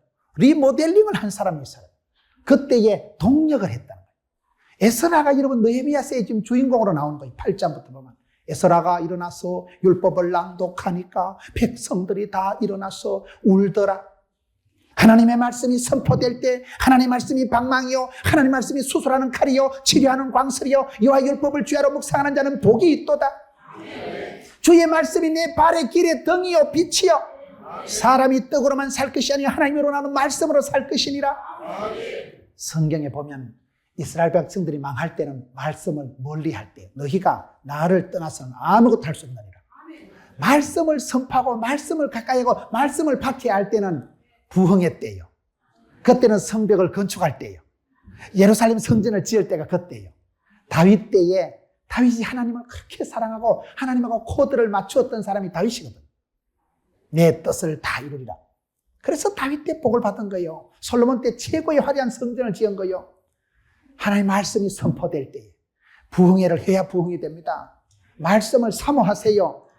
날마다 큐티하시고 새벽 제단을 지키고 가정 예배를 드리세요. 말씀 없는 부흥이, 말씀 없는 하나님의 인도가 없습니다. 전선을 전기를 타고 들어오고 하나님의 성령님은 기록된 계시된 성경 말씀 메시지를 통해서 역사하십니다. 믿음은 들음으로, 들음은 말씀으로. 에스라가 율법을 선포하니까, 낭독하니까 백성들이 일어나서 다 눈물을 흘리는데 그 눈물 방울이 떨어지면서 성도들 가슴 속에 파장을, 미동을 일으켜서 나비 효과라고 감동의 물결이 퍼지면서, 회개의 물결이 펴지면서 물이 바다 덮음같이 백성들이 부복하고 아멘 아멘 백성들이 다 우는지라. 계속해서 느헤미야 마지막 장은 이 느헤미야가 학사 에스라가 8장에서 시작한 부흥운동을 계속해서 지속시키는 거예요. 하나님 말씀을 가지고 이스라엘의 죄악된 관행을 지적하는 거예요. 회개해라. 어찌하여 너희들이 이렇게 악독을 행하느냐. 이러고도 어떻게 하나님의 복을 받으려고 하느냐. 계속해서 여러분 그 부흥운동, 말씀으로 시작된 에스라 학사에서부터 시작된 율법을, 성경을, 말씀을 낭독할 때 시작된 회개운동을 계속해서 지속시키고 마지막 13장까지 이스라엘 백성들의 죄악된 관행을 통렬하게 비판합니다. 학사는 율법을, 성경 말씀을 선포하고 총독은 백성들 가슴 속에 잘못된 행동, 습관을 지적을 해서 뜯어고치고 회개의 물결이 일어나고 그래서 성벽이 재건되는 거예요. 건물이 빌딩이 올라가고 예배당, 주차장 평수가 늘어지는 걸 부흥된다고 하지 않습니다. 성도들 가슴에 불이 회복되는 거예요. 성도들이 지 맘대로 살던 사람들이 주의 말씀을 따라 주의 길을 가리라, 십자가의 길을 가리라, 순교자의 삶을 살리라, 고독을 감당하리라. 그걸 부흥이라고 하는 거예요. 성도들 가슴속에 결단이 일어나는 거예요. 성도들이 회개하고 자복하고. 영국이 부흥될 때 여러분 웨슬레 목사님이 나타나가지고 나는 주님의 일을 하다 늙어 죽는 게 아니고 따라서 죽을란다. 세계는 나의 교구다. 5대양 6대주는 내 밥이다. 그러면서 여러분 불을 토하듯이 설교를 하니까 예를 들면 그때 윌버포스라는 한 청년이 은혜 받고 그가 국회의원이 됩니다. 한 청년 윌버포스가 말씀만 듣고 순수 복음만 받아들이고도 회개의 변화 역사가 일어나서 변화된 사람이 국회의원이 돼서 영국 국회에 들어가서 대영 제국의 노예 제도를 해방하는 혁신적인 역할을 합니다. 혁신 도시가 들어서고 대한민국 경제가 살아나는 것은 말씀이 회복될 때예요. 말씀이 선포되고 말씀을 청종할 때 성도들이 아멘 아멘 아멘 다 일어나야 돼. 벌떼같이 일어나가지고 그때 회개하고 자복하고 하나님 앞에 상축하고 찬양을 올려드리고 그때 변화가, 회개가, 물결이 일어나면서 이스라엘이 회복되는 거예요. 느헤미야는 에스라 학사와 함께 동력한 거예요. 말씀을 세우고 말씀을 권위있게 하는데 쓰임받은 사람이 에스라예요. 여러분 이 느헤미야예요. 느헤미야가 오늘 본문 2장 말씀을 보면 짧게 한번 2장을 한번 보겠습니다. 느헤미야 2장으로 다시 돌아가겠습니다. 아닥사스다 왕 20년 니산월에 이 바사 페르시아 왕들의 역사에 맨 처음의 왕이 고레스 왕이에요. 고레스 왕 때에 스룹바벨이 와서 예루살렘 성전을 짓습니다. 두 번째 왕이 다리오 왕이에요. 다리오 왕 때 이제 성전이 완공이 됩니다. 세 번째 왕이 아하수에로 왕이에요. 아하수에로 왕이 누군지 알아요? 에스더의 영감님이에요. 에스더의 남편이에요. 그 다음에 아닥사스다. 이름이죠. 그래, 아닥사스다. 이름도 무슨 닭대가리 같은 이름을 지어가지고. 아닥사스다 왕 20년 니산월에 왕의 앞에 술이 있기로. 왜요? 이 사람이 뭐요? 술가는이거든. 이게 남들 술잔이나 따르는 게 거시기 하지만은 그걸 잘하시라니까요. 나는 역사적 담을 끼고 이 땅에 주전자를 들고 태어났다. 이걸 잘해야 돼. 예수 믿는 사람은 무슨 일을 해도요. 할렐루야. 영적인 자긍심을 가지고 살아가세요. 나는 지금 내 일을 하고 돈 벌어 먹으려고 이 짓 하는 게 아니다. 사명이다, 미션이다, 주님의 일이다. 주님이 내게 부탁하신 일은 사명이고 미션이요. 항상 우리는 사명자의 길을 가요. 사명자의 길. 잡상인, 여러분 그런 노가다, 일꾼. 우리가 여러분 그냥 구경꾼이요, 말씀꾼이요, 잡상인처럼 살지 마세요. 민병대같이 살지 마세요. 주의 일꾼이요, 사명자요, 특공대요, 강한 용사요. 이왕 하는 거 잘하지. 기왕 하는 거 잘하지. 누구라도 할 것 같으면 네가 하지. 어차피 할 거 쌈박하게 하지. 항상 그런 의식을 가지고 주님의 일을 내가 어찌 소홀할 수가 있겠어요. 여러분 느헤미야를 한번 보세요. 2장 1절에 이전에는 내가 왕의 앞에 수색이 없었더니 왕이 내게 이르되 네가 병이었거늘 어찌하여 얼굴에 수색이 있느냐. 그때 내가 크게 두려워하여 왕께 대답하되 만세 만세 만만세. 이게 무슨 말이에요? 옛날에는 임금 앞에 나가는 사람은 상복을 입거나 얼굴에 걱정 근심을 하면 임금 앞에 못 나가요. 왜요? 임금은 누구든지 그 자리에서 목숨을 떨어뜨릴 수 있는 절대 권력자예요. 여러분, 하만과 모르드게 이야기 때 보면 상복을 입고는 왕국에 못 들어간다니까요. 임금님 앞에서 늘 기쁨조로 있어야지. 임금님 앞에 어디 잡것들이 상복을 입고, 상복은 임금 앞에 입는 게 아니에요. 상복을 입거나 얼굴에 수색이, 근심 걱정이 뚝뚝 떨어질 때는 어전에 나가면 안 됩니다. 옛날에는 법이 그랬어요. 어디라고 그 앞에서 얼굴에 수색이 잔뜩 쌓여가지고. 그러니까 임금이 네가 얼굴 꼬라지가 왜 그 모양이냐? 그러니까 너무 놀래가지고 크게 두려워하면서 만세 만세 만만세. 이거는 그 시대 왕궁의 예법으로 봤을 때는 임금 앞에서 얼굴에 그래 꾸죽꾸리 해가지고 오만상을 찡그리면 죽는다니까요. 바로 이놈을 잡아들이라 한 칼에 목이 떨어지는. 그래서 너무 당황을 됐는데 이 느헤미야가 하는 말을 보세요. 3절에 왕께 대답하되 왕은 만세의 수를 누리소서. 나의 열조의 묘실이는, 열조라는 것은 조상 묘실, 우리 조상들이 뼈를 묻은 동네 고향 땅이 이제까지 황폐하게 되고 성문은 다 불타고 내가 어찌 얼굴에 수색이 없사오리까? 다윗 고백하고 비슷하잖아요. 다윗을 보세요. 이스라엘의 왕이고 장군이고 행님들은 골리앗이라는 시커먼 장군이 나타나서 40일을 조석으로 조롱을 하는데 나와 하나님 믿는 것들 다 나와 죽여버린다. 아무도 못 나갔잖아요. 그런데 다윗이 형님 도시락 들고 시험 보는 것 같다. 이 뭐여? 이 할례 없는 잡것이 어디라고? 다윗 혼자 가슴에 뿔 따고가 일어나는 거예요. 어찌 내가 이유가 없습니다. 큰형님이 말립니다. 얘야, 네가 지금 나설 군번이 아니다.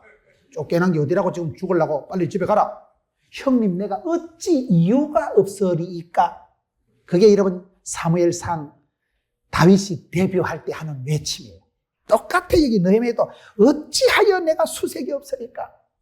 고향 땅은 자빠지고 성벽은 무너지고 불타고 내 사랑하는 조상들이 묻혀있는 그곳이 이렇게 해파되고 황폐한 것을 생각하니까 잠이 오지 않습니다. 임금님 통촉하옵소서.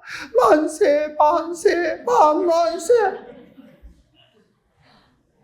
여러분, 하나님은 그 사람에게 복을 주시기 전에요, 기도할 마음을 주시고 소원을 주시고 꿈을 주시는데 뿔따고가 나게, 뿔따고란 말 알아요? 가슴에 어분이 일어나는 거예요. 견딜 수 없는 마음이 있어요. 내가 이 일을 해야 쓰겠다. 내가 이 일을 해야 쓰겠다.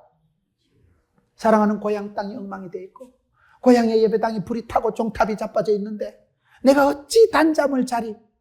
가슴에 불이 있는 거예요. 가슴에 소원이 일어나니까 여러분, 하나님은 그 사람을 쓰기 전에 꼭요 뿔따고 나게 하시더라고요. 여러분들 무슨 일을 할 때 어분이 일어나야 돼요. 아파트가 막 쫙 들어서는데 이것들이 교회를 안 나오고 이 뭐하지? 이것들이 예수를 믿어야 팔자를 고치고 썩었는데 교회는 안 나오고 찜질방에 나가고 맨날 술이나 먹으러 다니면 여러분들이 그걸 보고 어따 동네가 상당히 번화하구나.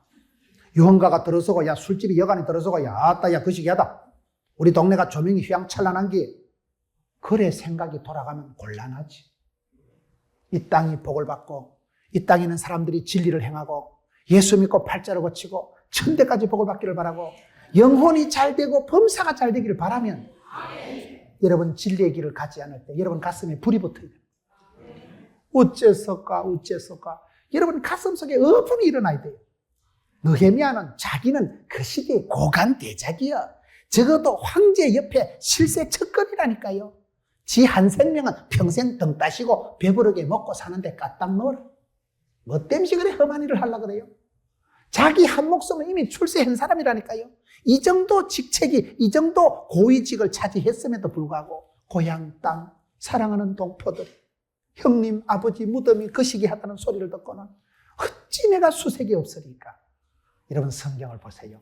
여러분들이 기도할 때, 찬송할 때 하나님 여러분 가슴 속에 그런 불타는 마음을 주시고 견딜 수 없는, 잠을 이룰 수 없는, 안심할 수 없는 그런 마음이 있어요. 안타까운 마음이 있어요. 하나님이 주신 그거는 사명입니다. 그건 붙잡으셔야 돼요. 그 일은 여러분들이 돈이 안 돼도 해야 되고 몸이 아파도 해야 되고 머리가 안 돌아가도 해야 돼요. 한락고 폼만 잡으면 하나님이 물질도 건강도 건세도 인기도 막 붙여주십니다. 내가 어찌 수색이 없으리까? 4절의 왕이 내게 이르시되 그러면 네가 무엇을 원하느냐 하기로 내가 곧 하늘의 하나님께 묵도하고. 참 기가 막힌 말씀. 고기도 먹어본 놈이 먹는다고. 평소에 기도해본 사람이 기도하지. 그 황망 중에 목이 떨어질 수도 있고 복을 받을 수도 있는 그 중에 하나님 잠시 묵도하고, 그 임금의 의전에서 여러분 어명이 떨어지는 그 중간에 내가 곧 하늘의 하나님께 묵도하고 왕께 아뢰되. 참 얼마나 멋쟁이에요. 이것은 느헤미야가 기도의 사람이라는 거예요. 여러분 너무 집에 방문했을 때 소파에 들썩 앉아서 왜 기도부터 합니까? 우리가 버스를 타든지 너무 집에 방문을 하든지 의자에 앉자마자 하나님 오늘 이 집 구석에서 나의 입술을 지켜주시고 나의 입술에 파수꾼을 세워주시고 할 말을 하고 들을 말을 듣게 해주시고 이 집 구석에 복의 복을 더하시고 지경을 넓혀주시고 이빠이 됐을까? 가는 데마다 왜 그렇습니까? 갈 때마다 얼른 기도하는 거예요. 기도의 사람은 기도보다 성령님보다 앞서지 않습니다. 이때가 이미 4달을 기도한 때라니까요. 자기 고향 땅에 슬픈 소식을 듣고 어째서까 4달을 기도하고 금식하던 사람이요. 4달을 기도하다가 하나님이 찬서 왕의 마음을 감동해서 복을 주시려고 할 때 한 번 더 기도하는 거예요. 하나님 찍고 임금 앞에도 만세 하지만 하나님 앞에 지금 억세 하는 거예요. 여러분 흥왕케 하는 사람은 남들을 살리고 세력을 얻어가지고 영적인 고기압 전선이 팽창을 돼가지고 주여 그렇게 해보시라니까요. 여러분들이 거룩한 손을 들고 기도하면 여러분 가정에 영적인 고기압 전선이 형성됩니다. 흑암의 세력, 어둠의 건세가 얼씬을 못합니다. 7길로 도망갑니다. 그걸 지금 말하는 거예요. 저와 여러분은 부족하지만 기도할 때 하나님의 보좌를 움직이는 사람들이에요. 기도의 손이 그런 능력이 있습니다. 여러분들이 기도할 때 하나님께서 폭풍은 물러가고 동풍에 매출하기 붙듯이 영적인 영혼들을 생명들을 막 무작비기로 붙여주십니다. 그때 흥왕케 되고 부흥이 되는 거예요. 어디 가도 여러분 세력을 얻으세요. 영적인 권세와 능력을 덧입으세요. 성령으로 기름 부어주실 때 그와 같은 능력을 덧입고 나면 여러분들은 누구를 봐도 일을 해도 사람을 만나도 원기를 돋궈주고 사람을 우울증이 떨어지고 신바람 나게 만들고 새 사람을 만들고 내가 집사님 만나는 게 축복이다. 내가 집사님하고 한 구역에 있으면서 내가 이렇게 살맛스럽고 옛날엔 내가 맨날 우울증이고 맨날 죽어버릴까 자살할까 하다가 집사님 얘기 듣고 간증 듣고 나니까 내가 섬에 불이 땡겨지고 나도 살아야 썩었다. 나도 살아서 열심히 해보자. 흥왕케 하는 사람. 교회를 흥왕케 하고 가문을 흥왕케 하고 지역사회를 흥왕케 하고 사랑하는 가족들의 가슴에 불을 땡기는 영적인 방화범들, 성령의 불을 지피는 사람들, 흥왕케 하는 여러분 되시기를 축원합니다.